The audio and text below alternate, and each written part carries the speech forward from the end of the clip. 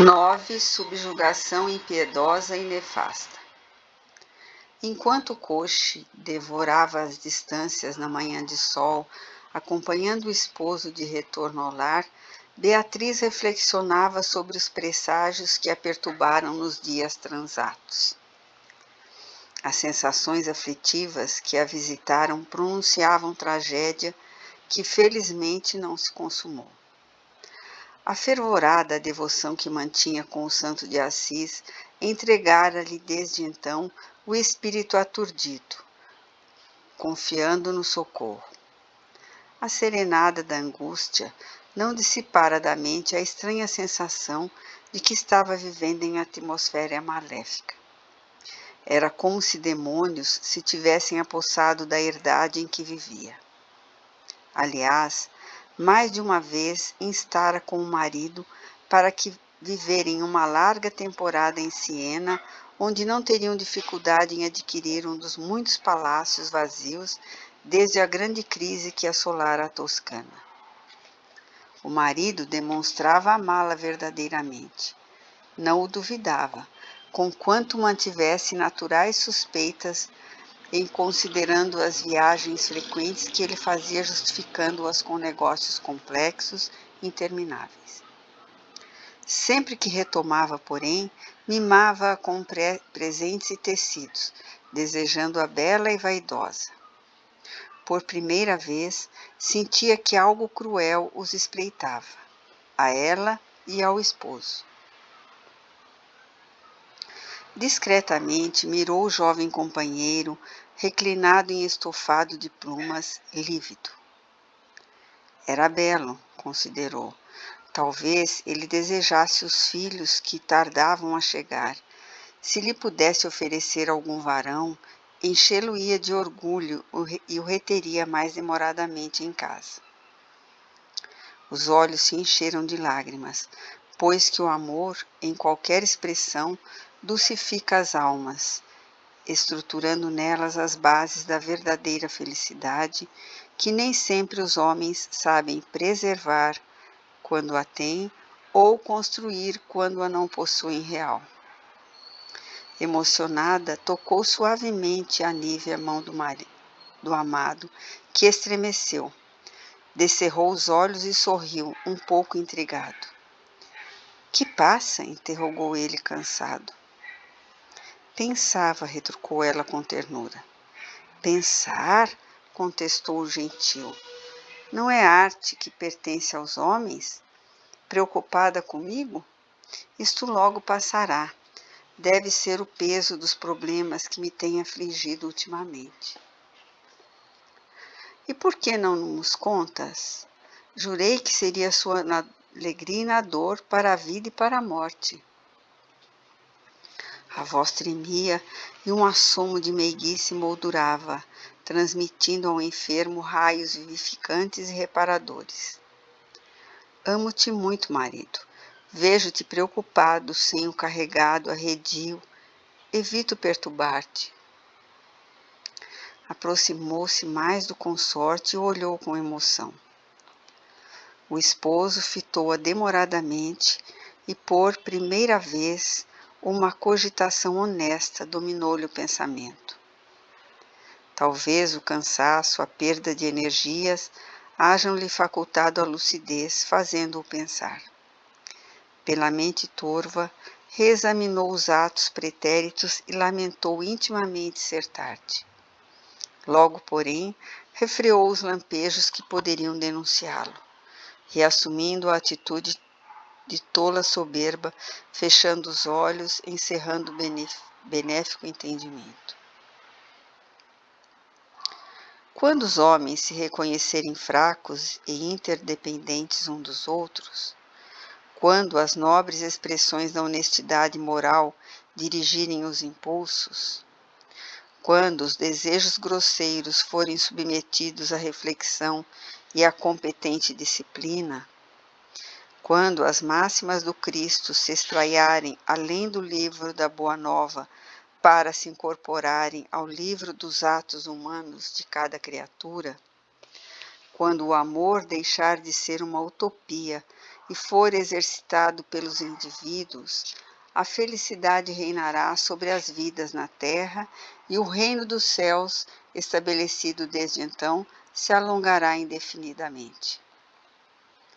Consideram os parvos e apressados, os gozadores e os cínicos, que é impossível se transformar em sonhos em realidades. Assentem os negligentes e os fracos, os impiedosos e facínoras, os displicentes e atormentados, que a fé religiosa, a fé na vida futura, na imortalidade, é ópio embriagante e mentiroso, e deixam-se consumir por outros opiáceos de imediata e maléfica consequência.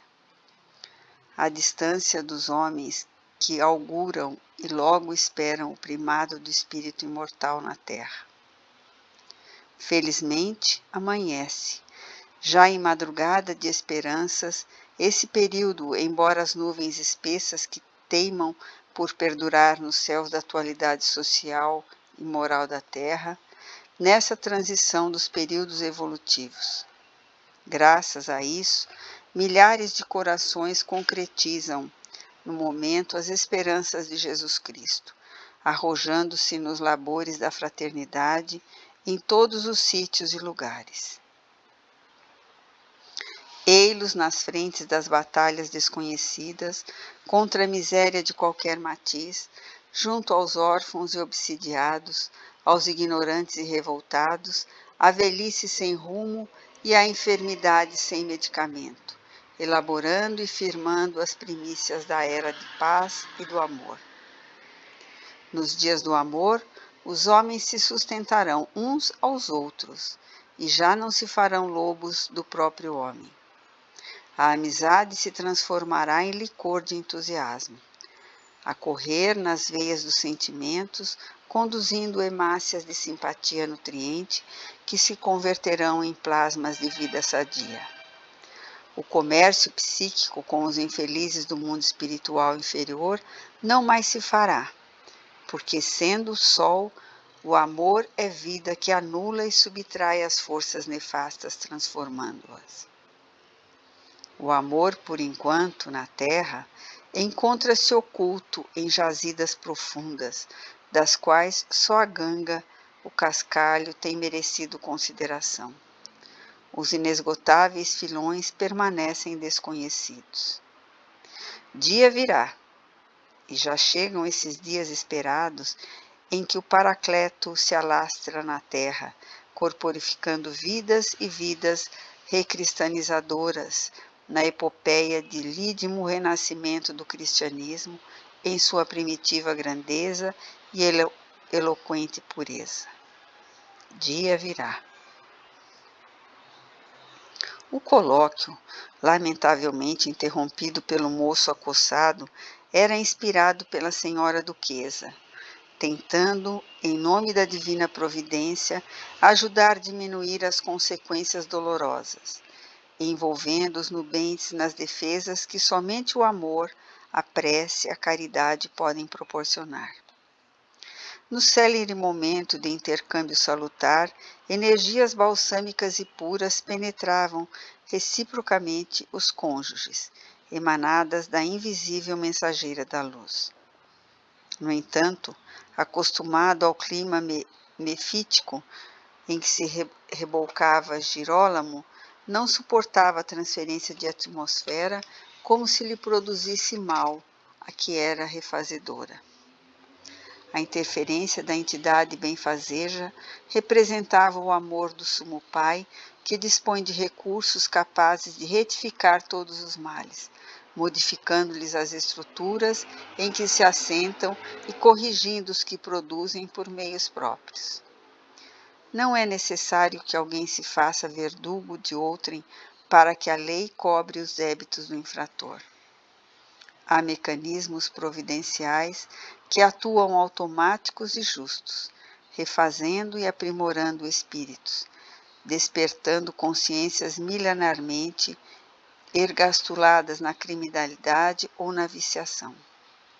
pulula o meio salvadores e justiceiros, sem que outras consciências se entenebreçam nos meandros de agressões do mesmo jaez.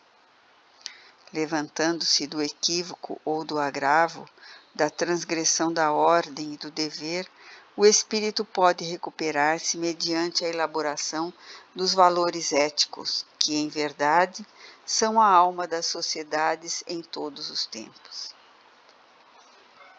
Podia-se ver ao longe a colina e o vetusto solar de Beach.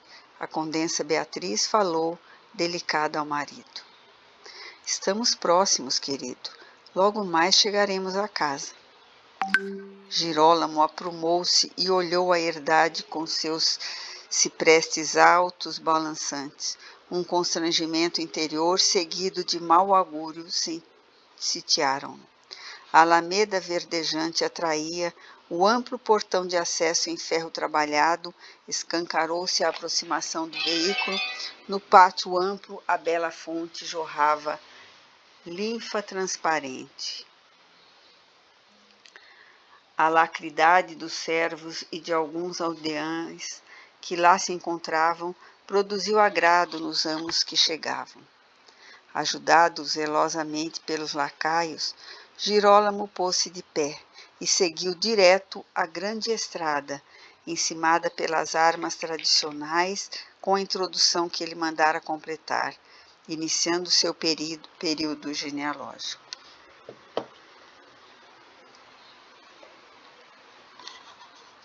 É verdade que desejava filhos para continuarem o clã, e como estes demoravam, nisso encontrava justificação interior para mais se entregar às fugas galantes. Naqueles sítios, mesmo com o sol ardente, sempre se aspirava algum ar na forte quadra do verão. Assim esperava o guapo senense refazer-se. Tivera o cuidado de transformar a peça da tragédia em sala de cômodo para diversos, raramente utilizada, senão quando chegavam hóspedes considerados. Ele próprio evitava inconscientemente a ala na qual se transformara em verdugo das vidas indefesas e sicário de si mesmo.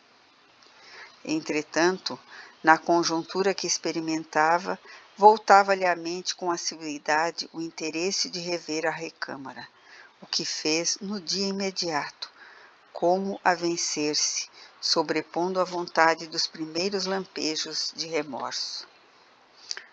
Visitou-a constrangido e lá, embora a colocação das arcas e dos pesados leitos em posição diversa com os reposteiros novos, experimentou a fustigante recordação dos arranjos com que a mesma se apresentava na noite trágica e que lhe ficaram indelevelmente gravados. O dia era claro e de sol abundante, porém sentiu-se mal, com dificuldade respiratória, como se tudo estivesse cheio de fumo e sombras. O mal-estar que o acometeu dominou-o e fê-lo sofrer um vágado. Logo o corpo tombou, sentiu-se flutuar fora da indumentária carnal e então reencontrou o tio a esperá-lo. — Que pretendes, criminoso? Interrogou o fantasma do desencarnado. — Por que não proclamas os crimes cometidos? Não sabes que, mesmo fugindo da mentirosa justiça dos homens, não fugirás da de Deus? Por miraculosa magia, o culpado não conseguia articular justificação ou defesa, nem podia fugir. Serei impiedoso para contigo, prosseguiu o espírito atormentador, e não te deixarei enquanto não me haja saciado demoradamente, após serviciar-se até a exaustão. Rogarás misericórdia e desejarás morrer. Morrerás, sim, é o que desejo, mas não como gostarias. E continuaremos unidos, infelicitados por ti mesmo. Agora, desperta, cobarde, para sofrer. Casquinada parvalhante explodiu no perseguidor e Girolamo despertou de súbito, atônito, saindo a correr, cambaleante pelas forças debilitadas, até o leito no qual se arrojou amolentado. As lutas do enfermo prosseguiram em ritmo de dor, embora o desvelo da esposa e dos servos. Paulatinamente diminuíram as agressões obsidentes e, transcorrido um mês, voltava-lhe a cor da face e as melhoras pareciam pronunciar a cura total. Interiormente, porém, o moço experimentava crescente pavor. Os movimentos inusitados surpreendiam-no dolorosamente, e qualquer intromissão não anunciada fazia-o explodir de ira. Percebia-se-lhe o desgoverno dos nervos. Acordava a gritar, debatendo-se agônico com muita constância. Todos lhe notavam o caráter mau, dado que anteriormente escondia os sentimentos na polidez, revelando-se suportável amo e péssima companhia. Inutilmente Beatriz o cercava de carinhos, repelia muitas vezes fazendo-o arreceá-lo. As atitudes desencontradas de que lhe dava mostras intimidavam-na. Não poucas vezes, envolvido pela lubricidade, era fascinante e sabia conquistá-la. Todavia, no interlúdio, fazia-se acerbo e a afastava grosseiro, como se estivesse nas raias da loucura. Logo depois, recuperava-se e a tomava desculpando-se, dizendo-se perturbado e enfermo. A jovem condessa mandara notificar os pais, solicitando providências na dura situação em que se encontrava. Nos dias do outono agradável, enquanto os agregados e servos colhiam uvas para prepararem os capitosos vinhos, os ventos chegavam anunciando a mudança da temperatura, e as velhas árvores se descoloriam, deixando-se carregar pelas lufadas contínuas, nas quais perdiam as folhas queimadas. O nobre saia a cavalo, galopando, revendo as terras da propriedade, alvitrando ordens, sugerindo modificações. Sempre, porém, aconteciam cenas pungentes entre ele e os empregados ou os aldeães que trabalhavam nas vinhas. Retornava colérico, grosseiro, intratável. Em poucas oportunidades quedava-se horas em silêncio introvertido. Atendendo ao apelo da filha, os condes Castaldi vieram de Siena, trazendo o médico e Carlo para uma ligeira estada no solar de Bitche. A alegria experimentada com a presença dos sogros se esfumou quando Girolamo identificou, num dos acompanhantes, o adversário insuportável. Tinha-o já esquecido. Vendo-o, acudiram-lhe as lembranças contraditórias que situavam o florentino no palco de muitas das suas atuais aflições. Desejou expulsá-lo, mas, incontinente, lembrou-se de que talvez ali pudesse solucionar o problema desagradável que então enfrentaria com destemor. Fazendo-se cortês quanto lhe permitia o estado de saúde, convidou os familiares e o médico a entrarem, e as horas sucederam-se aprazíveis, amenas. Carlos, exultante pelo ensejo e febricitado pelas expectativas, tão impiedoso quanto o contendor, fez-se conquistar pelos servos e cavalariços da herdade, interessando-se por saber mais os famulos mais antigos, os que conheceram o duque e seus familiares, como se desejasse afavelmente conhecer o passado do clã. Não teve dificuldade em informar-se da veracidade da história que já conhecia, embora não houvesse mais ninguém que, contemporâneo à época da desgraça, ali se conservasse. Nas cercanias, é claro, moravam muitos aldeães que bendiziam a senhora duquesa e ainda lhe choravam a morte, lamentando o horror que se abatera sobre o burgo, infelicitando quase todos. Veio assim, posteriormente, a identificar de fora do pátio a parte superior da recâmara em que Lúcia e as crianças tiveram a vida ceifada, sem que os seus gritos abafados houvessem ecoado pelas várias janelas que espiavam para a imensa entrada e o largo patamar. Mal se instalou, a condessa de Castaldi convidou a filha a um exame da situação em que se encontrava seu jovem marido. A inexperiente senhora, sem esconder a aflição que lhe dominava o íntimo, narrou: Tenho fortes razões para duvidar do juízo de Girolamo.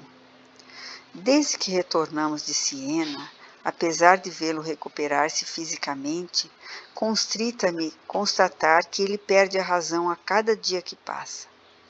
Embora não seja dotado de um caráter generoso, sempre soube portar-se como cavalheiro. Progressivamente vem sofrendo de irascibilidade, tornando-se genioso e perverso. Nesses momentos, transfigura-se e uma expressão de alucinado toma-lhe o belo rosto, deformando-o. Investe então furioso contra tudo e todos.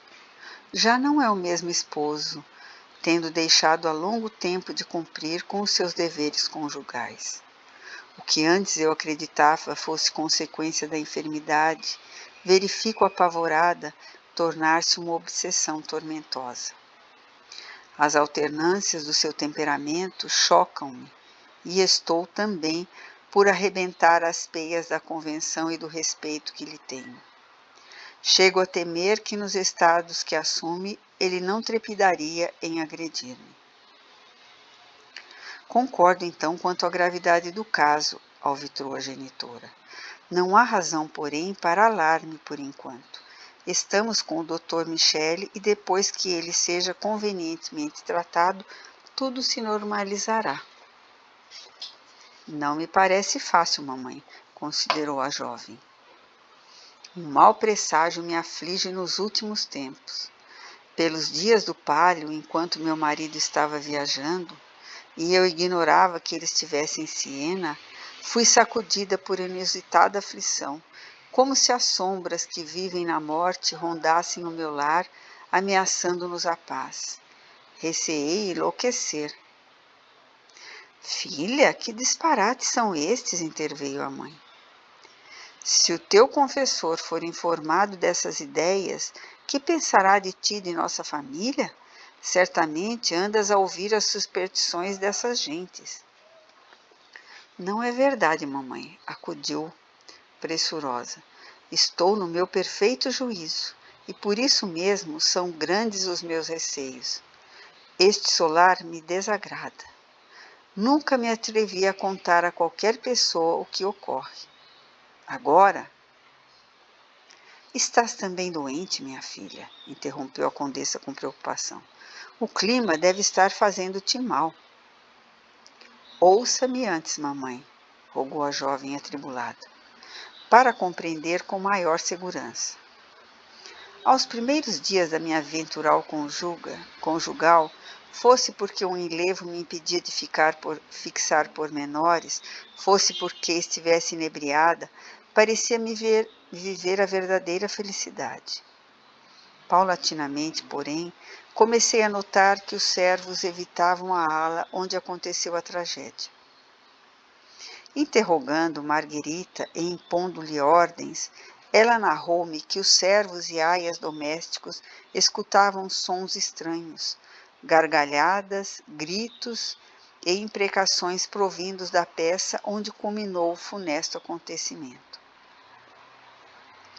Fiquei estarrecida, porque eu também tinha a desagradável sensação de perceber esses estranhos movimentos. A princípio, atribuía ao vento ou a ruídos de fora os estranhos sons, porém, acurando a observação, constatei que procediam da recâmara nefasta. Estás impressionada, filha querida, interceptou a ouvinte. Lamentavelmente, esses aldeães são muito ignorantes e supersticiosos, vivendo em experiências de magias, incomodando os mortos, que estão muito bem mortos. Estranho-te com esses pensamentos. também eu me estranho, concordou cismada a jovem, refletindo em torno das ocorrências afligentes que de forma desconcertante seguiam curso no solar. Porém, estou segura de que alguém aqui está a perseguir-nos e tenho certeza de que a doença de Jerônimo não é de Deus. Vejo-o desvairar, possesso, assumindo personalidade estranha, gargalha, estertora, apavora-se, como se desejasse fugir sem poder. Desperta a gritar, segurando a garganta como se estivesse a esganar-se. Há algo, minha mãe, e eu temo. A moça estava muito pálida. As mãos tremiam e o choro estava por arrebentar as comportas dos olhos e explodir abundante. Buscando acalmá-la, a genitora tomou-a nos braços e perguntou: Tens orado, minha filha? Não achas que necessita de ouvir o confessor para que ele te ajude a liberte dessas impressões? Não são impressões pueris e enganosas como possam parecer. Estou segura da existência dos mortos rondando esta casa, que foi palco de insucessos pavorosos. Você não ignora que na Toscana é popular o dito: os que morrem assassinados ficam vagando e afligindo-se até se libertarem da desgraça que os consome. Eu creio firmemente que os assassinados aqui continuam. Se prossegues com essas ideias, revidou a genitora, segurando-lhe as mãos. Que tens? Estás gelada, minha filha. Que se passa nesta casa? Deus meu! Calma, mamãe. Ouça-me até o fim. Às vésperas do palio, conforme eu lhe dizia, subitamente senti-me mal. Encontrava-me açoiteia, fitando Siena muito ao longe, quando escutei blasfêmias e objugatórias azedas de alguém que me odiava, expulsando-me daqui. Gritei pela minha aia e ambas rezamos o terço, advindo muita serenidade logo após. Você sabe da minha contrição e confiança em São Francisco, e a ele roguei por mim e pelo meu lar. Senti então uma comaragem de paz e, conquanto abalada, fui conduzida ao leito e dormi. Logo após, sonhei com a senhora duquesa. Vi-a nitidamente expressando a face da Madonna. Havia no seu belo semblante indefinível tristeza. Ela falou-me. No momento, eu a escutei e entendi. Logo, porém, dissipou-se tudo na minha memória. Não a esqueci mais, e embora a angústia me constringe, experimento também uma presença sutil, como se ela, que é muito amada pelos que vivem neste burgo, estivesse a proteger-me em nome de São Francisco. Será isto possível? Não tenho dúvidas, redarguiu então contínua a senhora.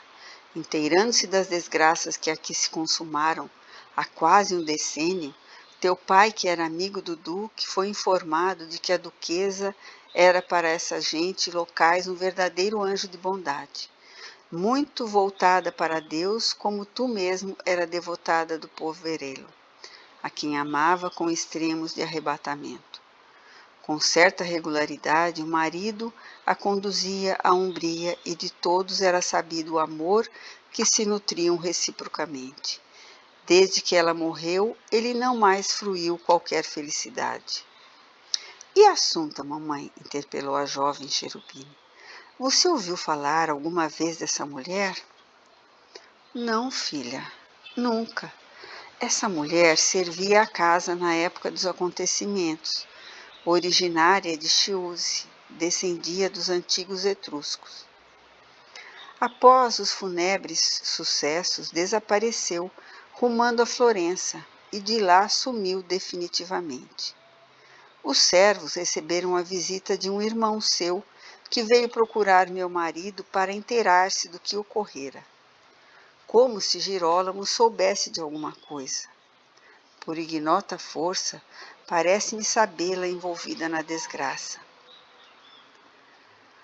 Deixa o passado e pensa no presente. Necessitas esquecer tudo isso para pensar na saúde do teu esposo. Reconheço. No entanto, uma coisa esclarece a outra.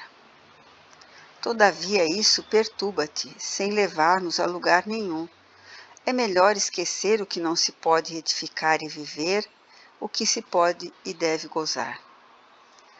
Ficou então concertado que Girolamo necessitava de muita assistência do médico e que deveriam passar uma larga temporada em Siena, especialmente naquela quadra do ano, já se fazia propícia às chuvas. Logo lhe foi possível, Carlos solicitou e conseguiu entrevistar-se com Girolamo. Acionado pelo estranho ódio que o corroía como verme, o ginete interrogou. Com vossa vênia, senhor conde, desejo saber qual a vossa resposta à proposição que vos fiz em Siena. Como não ignorais, pertenço à plebe e sou pobre.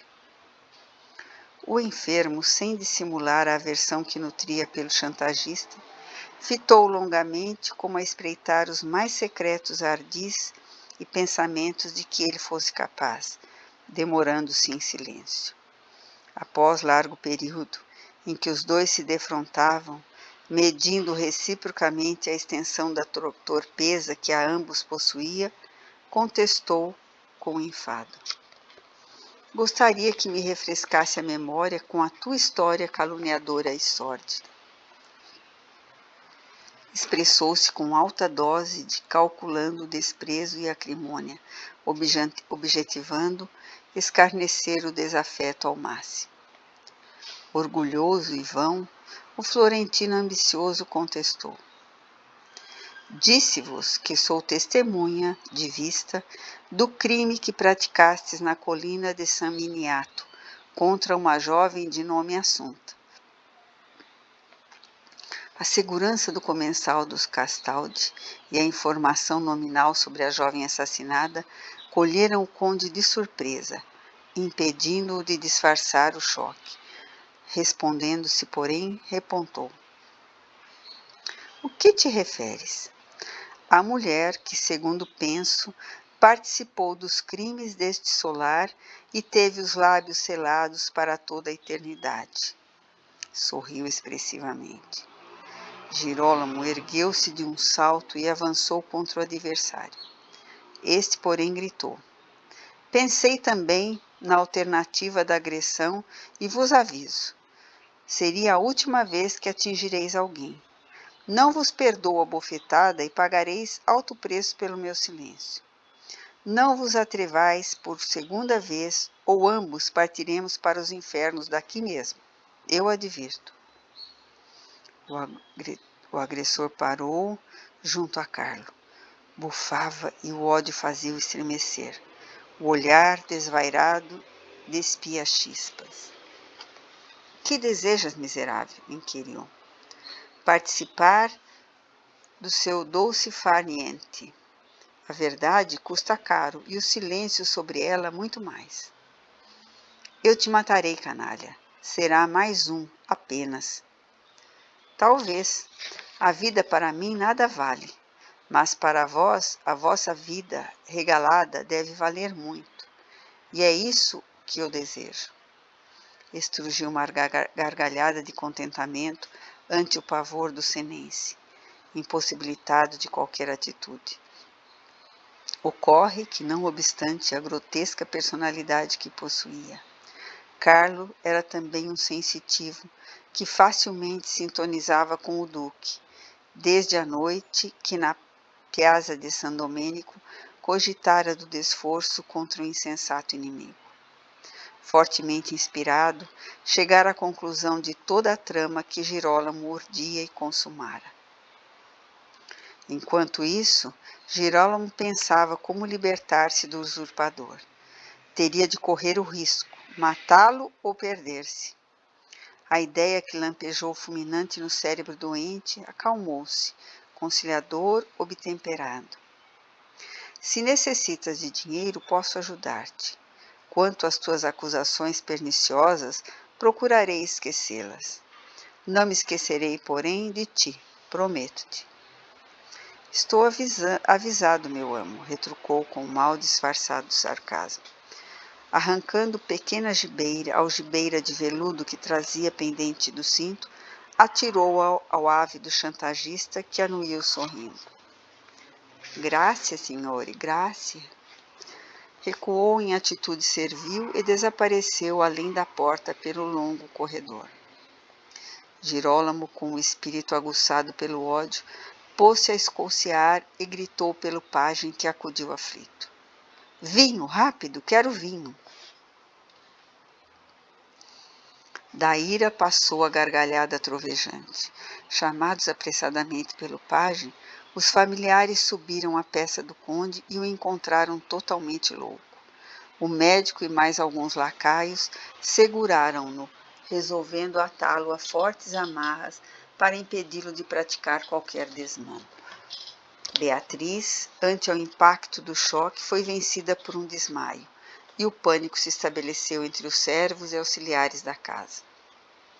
A custo, o médico conseguiu fazer recuperar a consciência a jovem senhora que, sentindo dores violentas na região do baixo ventre, narrou ao Esculápio o que vinha sentindo nos últimos tempos, e este não teve dúvidas de atestar que a senhora condessa estava em gestação, devendo ser mãe em breves meses. Necessitava acalmar-se para não perder o filho.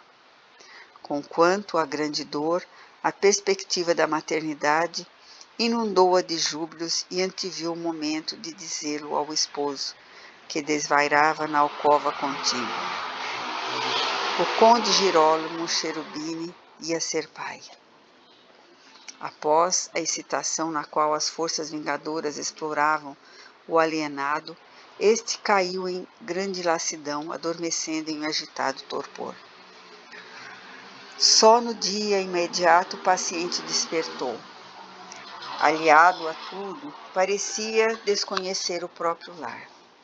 A esposa e os familiares cercaram-no de carinho e dedicação, conseguindo só a muito custo fazê-lo recobrar a lucidez.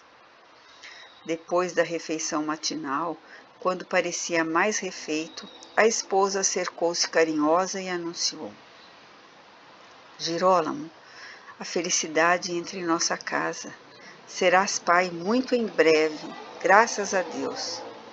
Ele ergueu os sobrolhos sem compreender exatamente, ainda amoletado distante. Não se pôde furtar o eleio da ternura com que a futura mamãe o envolveu. Reanimado com a energia balsâmica que ela se desprendia, invisível e revigorante, o revel readquiriu toda a lucidez e, nublando os olhos, respondeu comovido por primeira vez. Eu te agradeço, mas é tarde, muito tarde para mim. Choro convulsivo irrompeu-lhe no peito o preço e, em desconcertante atitude, como quem deseja amor e paz, afagou o rosto esfogueado da consorte e osculou-a jovialmente. O médico e os familiares de Beatriz insistiram para que Girolamo aceitasse o alvitre de afastar-se dali, passando a temporada outono-inverno em Siena, facultando o nascimento do filhinho no palácio dos sogros. Submetida a melhor exame, Beatriz teve a confirmação da maternidade que a fazia progenitora de um novo clã. Foram baldados os esforços gerais para que ele aquecesse em viajar. Embora um tanto aliado às coisas que ocorriam no lar, Girolamo não voltou a experimentar novo acesso de violência nos dias imediatos. Uma semana transcorrida sem qualquer incidente fez que o Esculápio chegasse à falsa conclusão de que o desequilíbrio resultava ainda das consequências da febre palustre de que fora ele vítima, voltando desse modo os hóspedes aos seus respectivos lares imediatamente pelo médico tranquilizados. Beatriz, apesar da enfermidade do esposo que demorava longas horas perdido em meditações, Mudo, sentia incontido júbilo, acompanhando o desenvolvimento do feto na intimidade uterina. A providência divina recambiava ao corpo um dos que foram despojados da carne e dos seus haveres pelo homicida, fazendo com que viesse recebê-los das mesmas mãos que os tornaram arbitrariamente.